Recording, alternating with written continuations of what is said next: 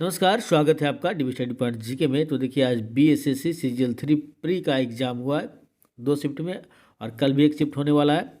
तो आज का जो सेकंड शिफ्ट है उसका कुछ इंपॉर्टेंट प्रश्न जो मुझे याद है और किसी के द्वारा जो बताया गया है उसी के अकॉर्डिंग ये प्रश्न है। ठीक है, तो आपको सेम टू सेम तो प्रश्न आप नहीं कर सकते हैं, लेकिन प्रश्न शायद यही पूछा गया है। ठीक है, जिसका मैं आपको आंसर बताने का यहाँ पर कोशिश किया हूँ।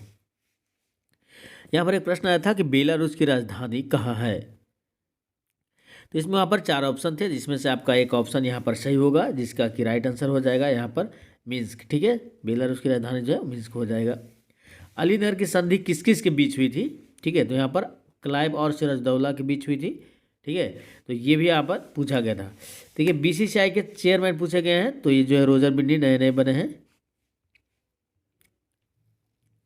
देखिए, आगे एक और प्रश्न आया था कि अंडा उत्पादन में भारत का यहाँ पर पोजीशन पूछा जा रहा था कि कौन सा स्थान रखता है। तो यहाँ पर ये राइट आंसर तीसरा हो जाएगा। पनामा की राजधानी पूछी गई थी, तो पनामा की राजधानी पनामा सिटी हो जाएगी। चलिए आगे देखते हैं।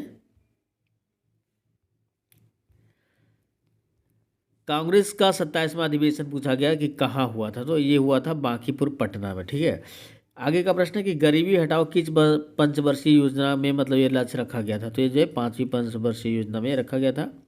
बाजरा का सबसे बड़ा उत्पादक राज्य पूछा गया था, तो वो राजस्थान है। पानीपत का युद्ध में प्रथम युद्ध में कौन विजय हुआ था, ये प्रश्न पूछा गया था। तो ये इसका राइट आंसर बाबर हो जाएगा।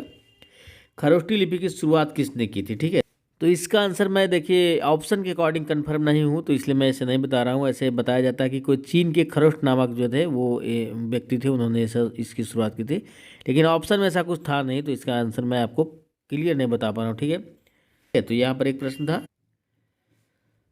आगे का प्रश्न है कि कॉफ़ी उत्पादन में अग्रणी राज्य मतलब सबसे अधिक कॉफ़ी उत्पादन करने वाला राज्य भारत में कौन है, तो वो था राइट आंसर उसका कर्नाटक हो जाएगा। पर आर्टिकल देखिए 75 के 2 से पूछा गया था। ऑप्शन के अकॉर्डिंग जो भी हो वहाँ पर इस तरह के जो भी यदि ऑप्शन होता तो वो सही होता कि आर्टिकल 75(2) में जो होता है कि मंत्री जो भी बनता है वो राष्ट्रपति के प्रसाद पर्यंतर पद धारण करता है। आगे देखिए पूछा गया था पद्म भूषण पुरस्कार मतलब वहाँ पर इसका राइट आंसर वहाँ पर देवेंद्र झाझरिया ही होने वाला है, और सारा वहाँ पर ऑप्शन थे, लेकिन यहाँ पर पद्म भूषण कुछ ऐसा क्वेश्चन प्रश्न करके आया था जिसका राइट आंसर यहाँ पर देवेंद्र झाझरिया ही होने वाले हैं। फिर देखिए कैग की सेवानिवृत्ति की आयु पूछा गया, तो ये देखिए या तो 65 वर्ष या तो 6 वर्ष का कार्यकाल, जो भी पहले होता है उसी के अकॉर्डिंग यहाँ पर ये जो रिटायर होते हैं।